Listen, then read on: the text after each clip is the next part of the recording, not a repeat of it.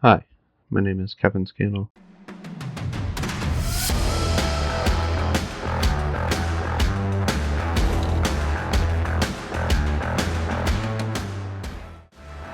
I got into building Gundam kits from a young age because I was watching a lot of anime and really liked the way these robots look.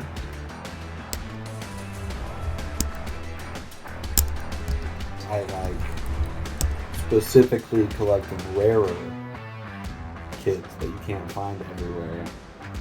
Ones that are hard to get.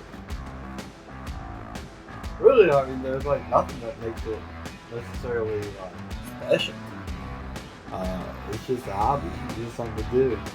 NANI?! Not a whole lot to do.